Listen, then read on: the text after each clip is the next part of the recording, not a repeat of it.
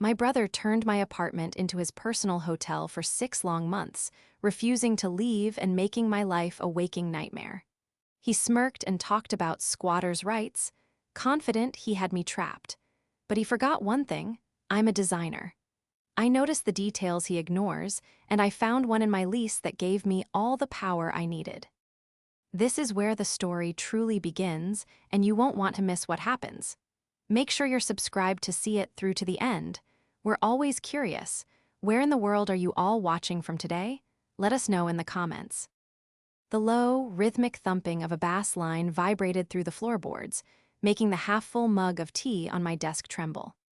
Each beat was a tiny, persistent earthquake that radiated directly up my spine, lodging itself as a tight knot of frustration at the base of my skull.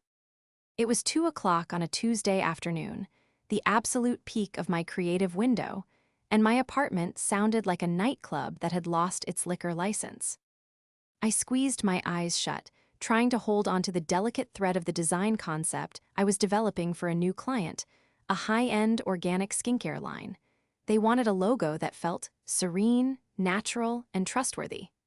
The only thing I was feeling was a rising tide of unnatural rage. Serenity had checked out of my life about 5.5 months ago. The source of the noise, my brother Leo, was in the living room, which also served as my office, my dining room, and my only escape from the four walls of my bedroom. He was supposed to be looking for a job. Instead, he seemed to be auditioning for the role of a professional couch potato, a position for which he was eminently qualified. "Leo," I called out, my voice tight. "Can you please turn that down? I have a client call in 30 minutes. The music paused. I heard the distinct sound of the refrigerator opening, followed by the crinkle of a chip bag. "What?" he yelled back, his mouth clearly full. "The music," I repeated, trying to keep my tone even. "I can't focus. I have a deadline." A heavy sigh drifted from the other room, a gust of pure theatrical martyrdom. "Fine, Harper, gosh, it's not like I'm allowed to have any fun. Just sitting here all day, trying to rebuild my life." I bit my tongue so hard I tasted metal. Rebuilding his life, apparently, involved 3-hour naps, marathon sessions of a fantasy video game, and methodically emptying my pantry of every snack I owned. I took a deep, shaky breath and turned back to my monitor, the pristine white canvas of the design software mocking me. How was I supposed to create beauty and calm in the middle of this chaos? It hadn't always been like this. I could still vividly remember the phone call 6 months ago that had started it all. I had been curled up on my sofa when it was still a place of comfort, sketching in my notebook on a quiet evening. My phone rang, and Leo's name flashed on the screen. It was unusual for him to call on a weeknight. "Hey, what's up?" I had asked, tucking a stray strand of hair behind my ear. His voice came out in a choked rush, a performance of despair he had perfected over the years. "Harps, it's bad, it's really bad." He told me he'd been laid off.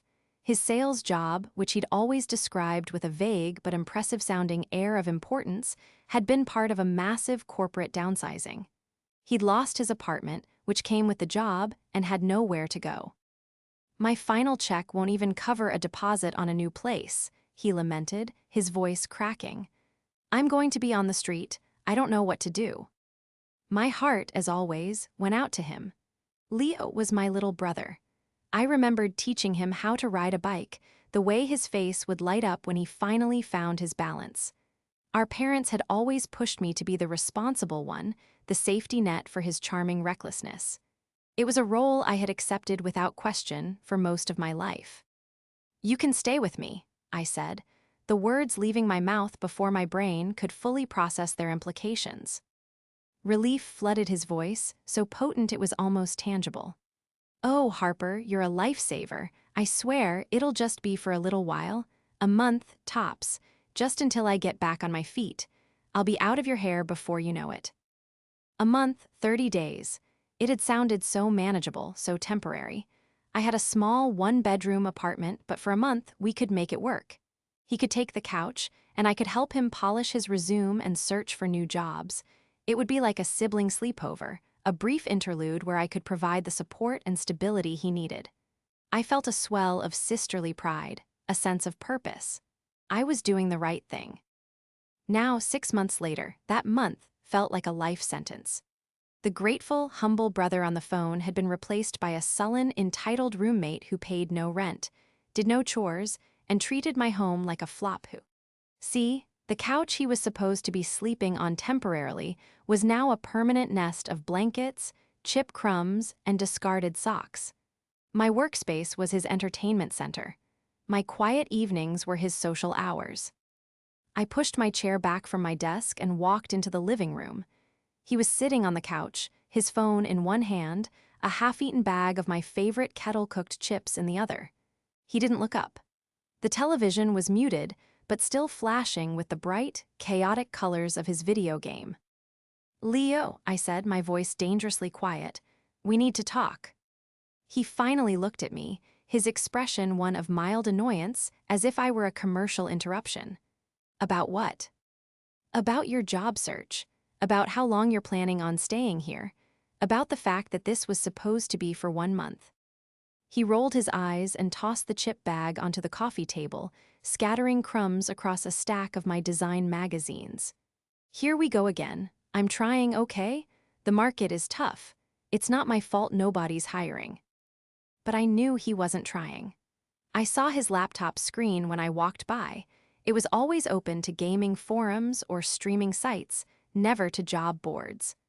The polished resume we had worked on together was collecting digital dust in a folder on his desktop. He had shown more ambition in reaching the next level of his game than in finding employment. "This isn't working for me anymore," I said, the words feeling small and inadequate to convey the mountain of resentment building inside me. "I need my space back. I need my life back." He stood up then, and for the first time, the charming, boyish facade dropped completely. He was taller than me, and he used that height to loom, his expression hardening. "You can't be serious. You're going to kick your own brother out on the street." The open-hearted, yes, I had given him 6 months ago had become the bars of my own cage. The air in the apartment grew thick and heavy after our confrontation, charged with unspoken anger. Leo retreated into a stony silence, his form of punishment. He put on his headphones, turning the volume up just loud enough for me to hear the tinny beat, a clear message that our conversation was over. I went back to my desk, the half-finished logo on my screen looking like a symbol of a peace I couldn't attain. My client call was in 20 minutes, and my mind was a frantic storm of frustration and anxiety. I tried to focus, to summon the professional calm I needed, but my hands were trembling slightly. Living with Leo was like living with a constant, low-grade fever. It sapped my energy, clouded my thoughts, and left me perpetually on edge. My home, once my sanctuary and the perfect environment for a creative freelancer, now felt like a battleground. Every morning, I woke up with a knot of dread in my stomach, wondering what new boundary would be crossed. What new mess I would have to clean up, what new excuse I would have to listen to. After my client call, which I managed to get through with a performance of cheerful competence I was far from feeling, I found Leo in the kitchen. He was making a sandwich, leaving a trail of mayonnaise drips and breadcrumbs across the counter I had wiped down not 2 hours earlier. He acted as if I weren't there, moving with an exaggerated casualness that was meant to infuriate. "Did you get a chance to look at that list of recruiters I sent you?" I asked, keeping my voice as neutral as possible. He didn't turn around. "I glanced at it," he mumbled, sawing a tomato with a bread knife. "And," I pressed. "And what, Harper?" he snapped, finally turning to face me. "You think I can just email these people and a 6-figure job will fall into my lap? It doesn't work like that. You wouldn't understand." The condescension in his tone was a fresh sting. I was the one paying the rent, the bills, the grocery costs. I was the one working 10-hour days to keep us both afloat while he marinated in his own sense of victimhood. My understanding was the only thing keeping a roof over his head. It was in these moments of quiet, dismissive contempt that I felt the shift most acutely. The brother I had offered to help was gone. In his place was a stranger, a user who saw my kindness not as a gift, but as an obligation. He had become comfortable, and his comfort was slowly eroding my sanity. Later that evening, I called my best friend, Samantha. Sam and I had been friends since college, and she was the one person I could be completely honest with. "He's still there, isn't he?" she asked before I could even say hello. Her tone was devoid of surprise. "He's still here," I confirmed, sinking onto my bed and pulling a pillow into my lap. I had retreated to my bedroom, the only room with a door I could close, though even that felt like a temporary truce rather than a real barrier. I told her about our argument, about the music, the mess, the way he looked at me with such disdain. "I don't know what to do, Sam. I feel like a prisoner in my own home. Every time I try to talk to him, he twists it around and makes me feel like I'm the bad guy, like I'm being unreasonable." "Because he's a master manipulator, Harper," Sam said, her voice sharp with the fierce loyalty I valued so much. "He's been doing this to you your whole life. He pushes until he finds your breaking point, then he dials it back just enough to make you feel guilty for being upset. You have to be firm, you have to give him a hard deadline." "I did," I sighed. "I told him a month, 6 months ago." "Then give him another one. A final one. Tell him he has 2 weeks to find a place, any place, or you're changing the locks." The thought sent a jolt of panic through me. Changing the locks? It sounded so extreme, so final. What would our parents say? What if he really had nowhere to go? The deeply ingrained programming of the responsible older sister was fighting against my own survival instincts. It was a war being waged in my head, and I was losing. As I was talking to Sam, my eyes wandered around my room, looking for a distraction. They landed on a stack of file boxes in the corner, filled with old paperwork I'd been meaning to sort through for months. Tax documents, old client contracts, appliance warranties, the mundane debris of adult life. I had been putting it off because it felt like such a monumental task. "I just feel so stuck," I murmured into the phone. "It's like there's no way out of this without a massive, family-destroying explosion." And then a thought surfaced, quiet but persistent. It wasn't a plan, not yet, but the seed of one. There has to be a way out. There's always a rule, a detail I'm missing. It was a mantra I used in my design work. When a layout wasn't working or a color palette felt off, I would tell myself to look closer, to find the one small, overlooked element that was throwing everything off balance. It was about precision, about understanding the underlying structure of a problem. Perhaps I was looking at this problem with Leo all wrong.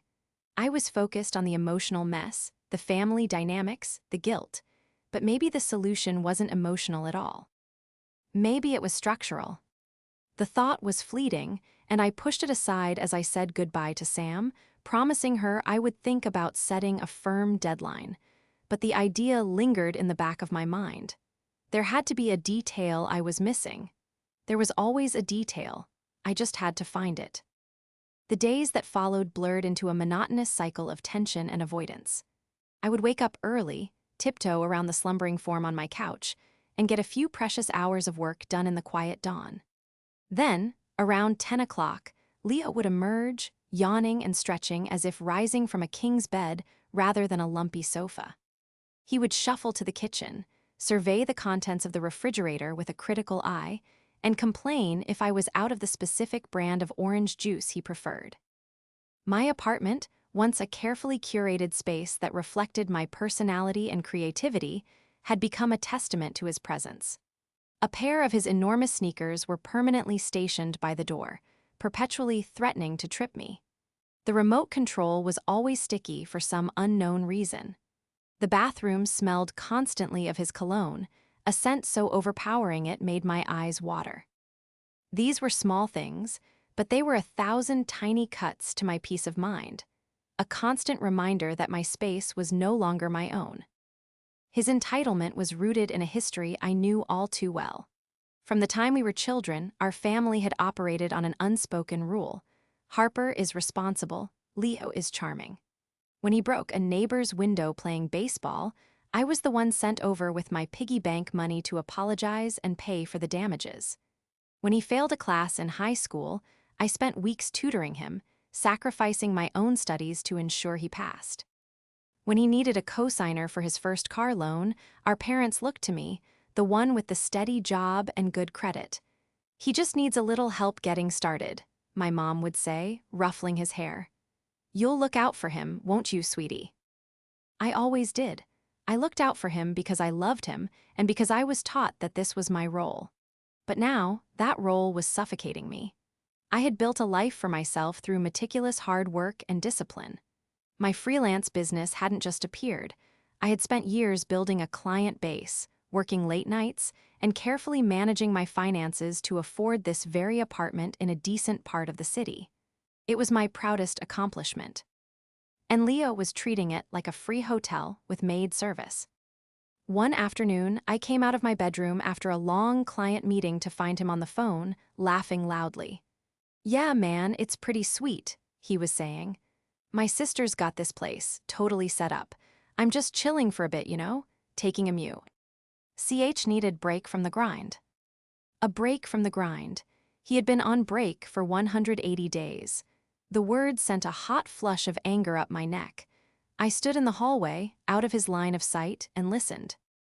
"Nah, she works from home, so she's always here, but it's cool," he continued, his voice dripping with casual arrogance. "She's a little stressed, but what's new? She just needs to relax. Anyway, are we still on for tonight? Awesome. I'll just borrow her car." He was going to borrow my car. He hadn't asked. He hadn't even mentioned it. He had just decided. My car, which I needed for client meetings and grocery runs, was now part of his sweet setup. That was the moment something inside me hardened. The soft, pliable core of sisterly duty began to crystallize into something sharp and unyielding. The problem wasn't just that Leo was lazy or inconsiderate. It was that he genuinely believed he was entitled to my life. He saw my hard-earned stability not as something to respect, but as a resource to be consumed. I stepped out of the hallway. "You're not borrowing my car, Leo." He jumped, startled, and his face soured when he saw me. "I was just about to ask you," he lied, his charm instantly activating. "Just going out with a buddy for a bit. I'll have it back in a few hours." "The answer is no," I said, my voice flat. "And you're not having friends over tonight. This isn't a party house." His face twisted into a sneer. "Wow, I can't even see my friends now. You're unbelievable, Harper. You're trying to control my whole life." "This is my life," I shot back, my voice finally rising. "This is my home, my car, my food you're eating. You have contributed nothing. You do nothing all day but play video games and make messes." "I lost my job," he yelled, falling back on his ultimate defense. "Have you ever thought about how hard this is for me? My whole life fell apart, and all you can think about is a few crumbs on the counter. You're selfish. You've always been selfish." The accusation was so wildly inaccurate that it almost made me laugh. Selfish? I had dedicated a significant portion of my life to cleaning up his messes, to being his safety net. The sheer audacity of his words was staggering. He wasn't just manipulating me, he genuinely believed his own narrative. In his version of reality, he was the victim, and I was his cold, unfeeling warden. The fight ended in a stalemate, as it always did. He stomped off to the living room, and I retreated to my bedroom, my heart pounding with adrenaline and rage. He didn't take my car, but the victory felt hollow. This wasn't a sustainable way to live. The constant conflict was draining the life out of me, and my work was beginning to suffer. I had missed a minor deadline last week for the first time in my career. My creativity, the very thing that paid my bills, was being smothered by the oppressive weight of his presence. I knew then that I had to do something drastic. Sam was right. A deadline wasn't enough.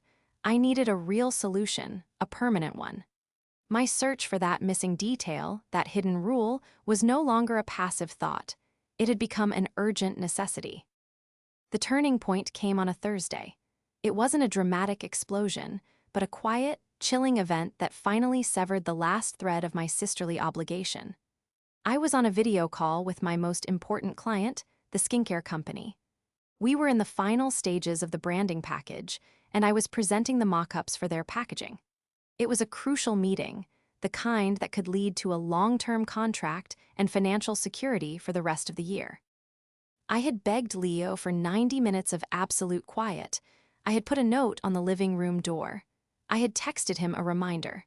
I thought I had made myself clear. Halfway through my presentation, just as I was explaining the subtle elegance of the font choice, I heard a key in the lock. The front door swung open, and Leo walked in with a friend I'd never seen before. They were laughing, loud and obnoxious, and carrying a pizza box. "Whoa, it's quiet in here," his friend said. "Yeah, my sister is on one of her work calls," Leo replied dismissively, as if my career were a quaint little hobby. "She'll be done soon." On my screen, I could see the client's face, a polished, professional woman in her 50s, tighten with confusion and annoyance. I stammered an apology, my face burning with humiliation. "I am so sorry, I have an unexpected visitor." I muted my microphone, spun around in my chair, and gave Leo a look of pure fury. "Get out," I hissed, my voice a venomous whisper. "Now." Leo, for once, seemed to realize he had crossed a serious line. He and his friend backed out into the hallway, the pizza box held between them like a shield. I unmuted myself, my heart hammering against my ribs, and tried to salvage the meeting. I managed to get through the rest of the presentation, but my confidence was shattered. The flow was gone. When we hung up, the client's final words were a cool, "We'll be in touch." I sat at my desk, staring at the blank screen, the silence of the apartment now deafening. The potential loss of that contract, the public humiliation, the utter disrespect, it all coalesced into a cold, hard knot of resolve in my stomach. This was over. Today. When Leo crept back in 10 minutes later, full of flimsy apologies, I didn't even look at him. "We need to talk," I said, my voice devoid of emotion. "You have to leave, Leo. I'm not asking you anymore. I'm telling you, you have until the end of the week." He started with the usual excuses, but I cut him off. "I don't want to hear it. I have sacrificed my home, my peace, and now, potentially my career for you. It's done." That's when he played his final, ugliest card. He leaned against the doorframe, crossing his arms, a smug little smirk on his face. "Actually, I don't think I do have to leave," he said, his tone casual. "I was reading up on it. I've been here for 6 months. I get mail here now. I'm pretty sure that gives me tenants' rights. Squatters' rights, you know? You can't just kick me out on the street. You'd have to go through a whole legal eviction process. It could take months." The words hit me like a physical blow. Squatters' rights. He had been researching how to legally cement himself in my home, how to use the law to continue taking advantage of me. The premeditated nature of it, the sheer, calculated malice, was breathtaking. He wasn't just a lazy, inconsiderate brother. He was my adversary. "Get out of my sight," I said, my voice trembling with a rage so profound it scared me. He shrugged and retreated to the couch, confident that he had won, that he had checkmated me. And for a few hours, I believed he had. The thought of a long, drawn-out legal battle, of having him here for months more while we fought it out, filled me with a despair so deep it felt like drowning. That evening, I did the only thing I could think of to feel a sense of control. I decided to clean. I needed to organize, to create order in at least one small corner of my chaotic life. I pulled out the dusty file boxes from my bedroom closet, the ones I had been ignoring for so long. My goal was to shred old bills and file away important documents, a mindless, methodical task. I worked my way through the first box, tossing out old utility statements and expired warranties. In the second box, beneath a stack of tax returns, was a thick manila folder labeled apartment lease. I hadn't looked at it since the day I moved in over 3 years ago. Driven by a sliver of desperate hope, I pulled it out. The lease was a dense, intimidating document full of legal jargon I barely understood. But my designer's brain was trained to see patterns, to pick out details from a sea of noise. I started reading, scanning each page, my eyes catching on the bolded headings. Maintenance, subletting, pets. It all seemed standard. My hope began to fade. Maybe Leo was right. Maybe I was truly trapped. And then I saw it. On page 4, under a bolded, underlined heading, was a section I had never paid attention to before. It was section XI. The heading had only 2 words: XI occupancy. My heart started to beat a little faster. I read the short paragraph beneath it. The premises are to be occupied by the signatory of this lease, and the signatory only. This apartment is leased as a single occupancy residence. No other person may reside in the apartment for a period exceeding 7 consecutive days without the express written consent of the landlord. Any violation of this clause is considered a material breach of this lease agreement. I read it again, and a third time: single occupancy residence. A slow, brilliant wave of understanding washed over me. It was the detail. The one, tiny, overlooked detail I had been searching for. Leah wasn't a tenant. He wasn't a squatter. He was an unauthorized occupant. His very presence in my apartment was a breach of my contract with the building. He didn't have rights here because he was never supposed to be here in the first place. My hands were shaking, but not from fear or anger anymore. It was from the electrifying surge of pure, unadulterated hope. I had found my way out. My first call was to Sam. I took the lease into my bedroom, closed the door, and read the occupancy clause to her over the phone. I could almost hear the gears turning in her paralegal brain. "Harper, hold on," she said, and I heard the clacking of a keyboard. "Let me just check something for our state." "Yes, okay, this is good. This is very, very good." "What does it mean exactly?" I asked, my voice barely a whisper, afraid that if I spoke too loudly the hope would vanish. "It means that any claim he has to tenants' rights is likely null and void," she explained, her voice crisp and professional. "Squatters' rights, or more accurately, rights as a tenant at will, typical. Why apply when a person resides somewhere with the owner's permission and without a formal lease? But your permission is superseded by the legal contract you have with your landlord. You don't have the authority to grant him tenancy because your own lease forbids it. He's not your tenant, he's your guest who has overstayed, and his presence is putting you in breach of your lease. That clause is your silver bullet." A giddy sense of relief washed over me, so potent it made me dizzy. "So I can just make him leave." "You can present him with the facts," Sam advised. "The fact is, his refusal to leave could get you both evicted. He has no legal ground to stand on. This isn't about him having rights anymore. It's about him violating the terms of the roof over his head, a roof that isn't even legally his to be under." Armed with this newfound knowledge, I felt a strength I hadn't felt in months. The fear and helplessness that had been my constant companions began to recede, replaced by a cold, clear resolve. I wasn't the victim in this story anymore. I was the one holding the rule book. I walked out of my bedroom, the lease agreement held in my hand like a shield. Leo was on the couch, feet up on my coffee table, engrossed in his phone. He didn't look up as I approached. "Leo," I said. My voice was calm, steady, it didn't waver. He grunted in response, his eyes still glued to the screen. "You mentioned earlier that you'd been reading up on your rights," I began, standing in front of him, blocking the television. I decided to do some reading of my own. I held out the lease agreement, my finger pointing directly at section XI. "I'd like you to read this." He glanced at the paper with extreme disinterest, then his eyes flickered over the paragraph I was indicating. A frown creased his forehead. He read it again, more slowly this time. The smug confidence on his face began to falter, replaced by a flicker of confusion. "What is this?" he asked, though we both knew exactly what it was. "That is my lease," I explained. "The legally binding contract for this apartment, and that is the single occupancy clause, which states that only I am allowed to live here. Your staying here for the last 6 months is a direct violation of this agreement. A material breach, to be specific." He tossed the paper onto the couch cushion beside him, attempting a laugh, but it came out as a hollow, nervous sound. "Oh, come on, Harper. That's just some stupid technicality.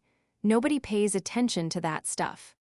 "My landlord does," I countered, my voice still perfectly level. And I do now, too. You see, Leo, you don't have tenant's rights here because you were never legally a tenant. You were a guest, and your visit is over. Your refusal to leave isn't just a problem for me, it's a problem that could get me evicted. And I am not going to lose my home because you refuse to take responsibility for your own life. His face paled. The reality of the situation was beginning to sink in, penetrating the thick wall of his entitlement. He had based his entire strategy on a flawed premise, and he was only just realizing it. His reaction was to lash out, a cornered animal baring its teeth. You'd really do that? You'd get yourself evicted just to get rid of me? You're unbelievable. I won't have to, I said calmly. Because I'm sure that when the landlord is made aware of the situation, he will be much more interested in removing the unauthorized occupant than in evicting his quiet, reliable tenant who has never been late with a rent payment. He stared at me, his mouth opening and closing silently. He was searching for an angle, a new way to manipulate the situation, but for the first time, he found nothing. I had presented him with an undeniable, unchangeable fact. His emotional appeals, his guilt trips, his lazy threats, they were all useless against the black and white text of a legal document. You have until tomorrow morning to pack your things, I said, my voice as final as a closing door. If you are not gone by noon, I will be calling my landlord, Mr. Davies, and we will proceed from there. He didn't respond. He just sat there on the couch, amidst the nest of blankets and crumbs he had built, looking smaller and more pathetic than I had ever seen him. The smirk was gone, replaced by the stunned, bewildered expression of a player who had just been expertly outmaneuvered. The game was over, and he had lost. I expected a fight. I expected yelling, pleading, or a last-ditch attempt at a guilt trip. Instead, what I got was an unnerving, sullen silence. For the rest of the evening, Leo was a ghost in my apartment. He didn't speak to me. He didn't even look at me. He just packed a single duffel bag with a performative slowness, each item dropped in with a thud of resentment. He was trying to make me feel guilty, to make me crack under the weight of his silent disapproval. But something had fundamentally changed within me. His lease agreement hadn't just given me a legal solution, it had given me back my own sense of certainty. His emotional manipulations no longer had any purchase. It was like watching a magician try to perform a trick after you've already seen how it's done. The illusion was broken. He must have thought I was bluffing. The next morning, I woke up to find him still asleep on the couch, his duffel bag sitting half-packed on the floor. It was 10 a.m., 2 hours before my deadline. He was calling my bluff, banking on the idea that when it came down to it, the good-hearted, responsible big sister would cave. I made myself a cup of tea and sat down at my desk. I opened my laptop and began to build my case. I wrote a calm, factual email to my landlord, Mr. Davies. I had always had a good relationship with him. He was a stern, no-nonsense man who valued quiet, responsible tenants. I explained the situation clearly and concisely. My brother had come to stay for a month after losing his job, and 6 months later, he was refusing to leave. I attached a scanned copy of the lease, with section XI highlighted. I emphasized that I was bringing this to his attention because I wanted to resolve the breach of contract and had no intention of jeopardizing my tenancy. I finished by stating that my brother was currently refusing to vacate, and I was requesting his guidance on how to proceed according to the building's official policies. I hit send at exactly 11:00 a.m. The act felt momentous, a step across a line from which there was no return. I had officially escalated the situation beyond just a family dispute. For the next 45 minutes, I worked, the clicks of my keyboard the only sound in the apartment. Leo finally stirred around 11:30, stretching and yawning. He saw me at my desk and gave me a wary look. "So, what's the plan?" he asked, his tone attempting to sound casual. "Are you really going to throw me out on the street?" "My plan is to follow the terms of my lease," I replied without looking up from my screen. "You have 30 minutes. He scoffed. "You didn't really call the landlord, did you? Come on, Harper, don't be so dramatic." At that exact moment, my email pinged with a notification. It was from Mr. Davies. His reply was as direct and efficient as the man himself. Ms. Vance, thank you for bringing this to my attention. The single occupancy clause is strict and non-negotiable. An unauthorized occupant is a serious lease violation. I will be at your apartment at 12:15 p.m. to address the situation directly. Please ensure you are both present. Regards, Robert Davies, Building Superintendent. I took a deep breath and turned my chair to face my brother. Mr. Davies will be here in 20 minutes. The color drained from Leo's face. The last vestiges of his smug confidence evaporated, replaced by raw panic. This was real. I had actually done it. You're kidding, he stammered. You called him. What is he going to do? I imagine he's going to enforce the terms of the contract I signed, I said. The one you've been violating. Suddenly, he was a flurry of motion. He started throwing his clothes haphazardly into his bag, his earlier, slow packing forgotten. The lazy charm was gone, the manipulative tactics abandoned. All that was left was a scared, petulant man-child who had finally run out of other people to solve his problems. He turned on me, his eyes wild with desperation. Why are you doing this to me? We're family, you're supposed to help me. I did help you, Leo, I said, and the truth of it resonated in my very bones. I gave you a place to stay, I fed you, I paid your bills, and I supported you for 6 months. What I am not going to do is let you ruin my life. There's a difference between helping someone and enabling them. I'm done enabling you. He had no answer for that. He just continued to shove his things into his bag, his movements jerky and angry. The clock on the wall ticked closer to noon, each second a countdown to the inevitable conclusion he had brought upon himself. The stakes had been escalated, the case had been built, and judgment was about to arrive. The silence in the final minutes before noon was the most profound I had ever experienced in that apartment. It was a heavy, suffocating silence, filled with the weight of 6 months of resentment and the impending dread of a final, unavoidable confrontation. Leo had finished his frantic packing. 2 overstuffed duffel bags and a backpack now sat by the door like monuments to his failed occupation. He was pacing the small living room area, running his hands through his hair, his bravado completely gone. He looked like a cornered animal, searching for an escape route that no longer existed. I sat at my desk, my hands folded neatly on the surface. I was surprisingly calm. The anxiety that had plagued me for months had vanished, replaced by a sense of grim certainty. I had made my decision, and I had followed through. Whatever happened next was simply the logical conclusion. I had given him one last chance.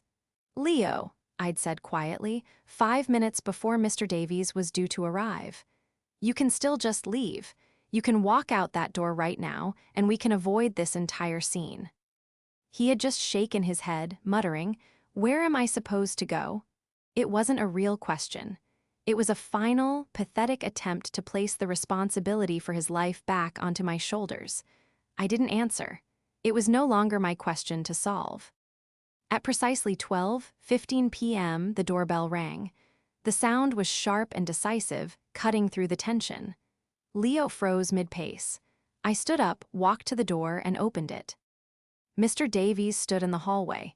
He was a tall, imposing man in his 60s with a stern face and clear, intelligent eyes. He was holding a clipboard with a copy of my email and the lease agreement attached. He nodded at me curtly. "Ms. Vance." "Mr. Davies, thank you for coming," I said, stepping aside to let him in. He entered the apartment, and his gaze immediately fell on Leo and the packed bags by the door. He took in the scene with a quick, efficient assessment. He didn't waste any time with pleasantries. He addressed Leo directly, his voice calm but carrying an undeniable weight of authority. "Are you Leo Vance?"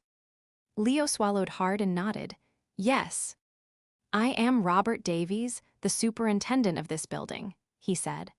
"I have been made aware by your sister, the sole leaseholder of this apartment, that you have been residing here for approximately 6 months. He held up the clipboard. As per Section XI of the legally binding lease for this residence, this is a single occupancy unit. Your continued presence here is a violation of that agreement. You are an unauthorized occupant. Leo opened his mouth to speak, to argue, but Mr. Davies held up a hand, silencing him. Let me be perfectly clear, he continued, his tone leaving no room for negotiation. You are not a tenant of this building. You have no rental agreement, verbal or written, with the property management. Therefore, you have no tenant's rights on this property. You are, at this point, trespassing.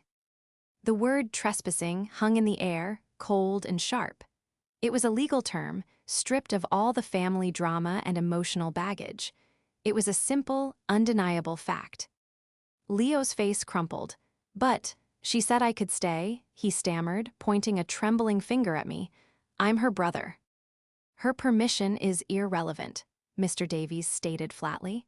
She does not have the authority to override the terms of her lease. By allowing you to stay, she was putting her own tenancy at risk. She has now rectified that by reporting the violation. The building's policy in this matter is straightforward. You have 1 hour to remove yourself and all of your belongings from these premises. And if I don't, Leo challenged, a last flicker of his old defiance. Mr. Davies' expression did not change. If you are not gone in 1 hour, Ms. Vance will call the authorities, and I will be here to corroborate her statement that you are trespassing on private property. You will be removed.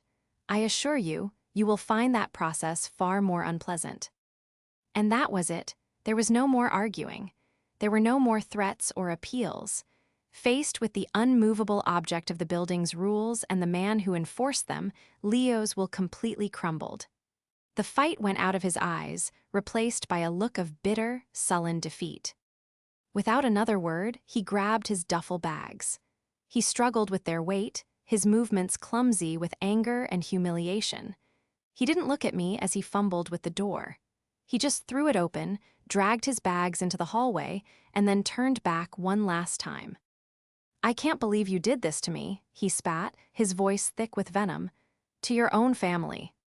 Then he was gone, the door slamming shut behind him with a boom that echoed through the suddenly quiet apartment. I stood there in the living room with Mr. Davies, the silence rushing in to fill the space my brother had occupied for so long. It was finally, truly over. After Leo left, Mr. Davies gave me a brief, almost imperceptible nod. The situation is resolved, Ms. Vance. Please ensure there are no further violations. Have a good day.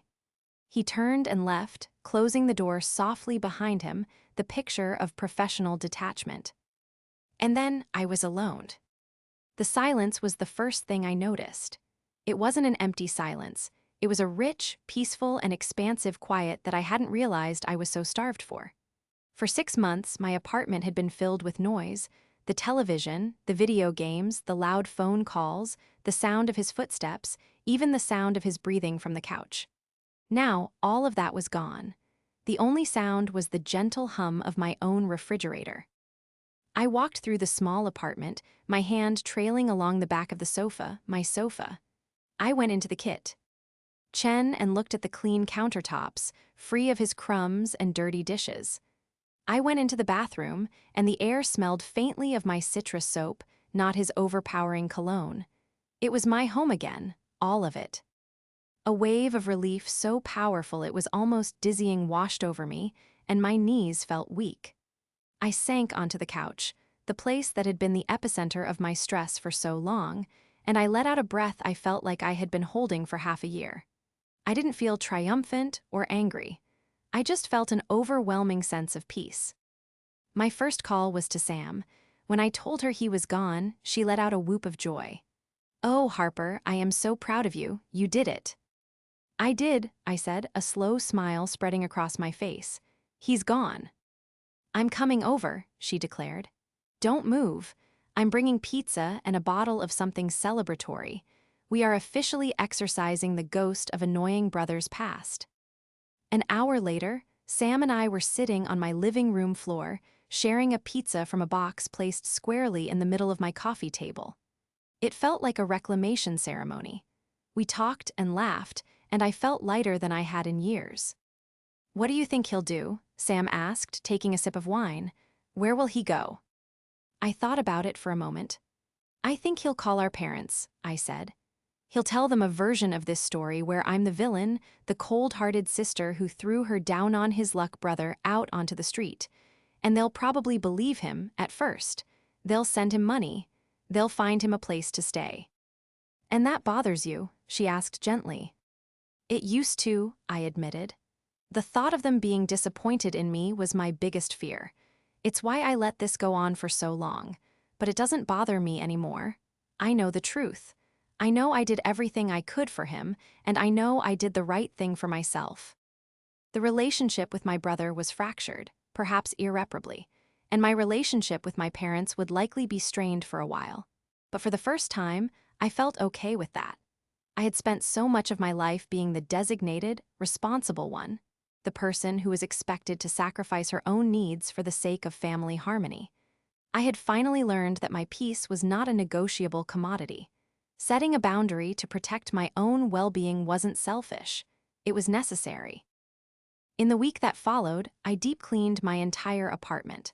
I washed the blankets from the couch, scrubbed the floors, and opened all the windows, letting fresh air chase away the last lingering remnants of his presence. It was a symbolic act, a cleansing of the negative energy that had built up over the months. I rearranged the furniture, reclaiming the space as my own, making it a true reflection of me again. My work flourished in the newfound quiet. The branding project for the skincare company was back on track. The client had accepted my apology for the disastrous call, and my subsequent work was so strong that they offered me the long-term contract. One evening, I sat at my desk, sketching in my notepad, a cup of herbal tea steaming beside me. The city lights twinkled outside my window, and the apartment was filled with a gentle, calming quiet. I felt a profound sense of contentment. I had faced a difficult, painful situation and had found a solution not through anger or emotion, but through clarity, logic, and a refusal to be a victim in my own life. I had learned a hard lesson about the importance of boundaries, but I had emerged from the ordeal stronger, more resilient, and finally, blessedly, at peace in my own home.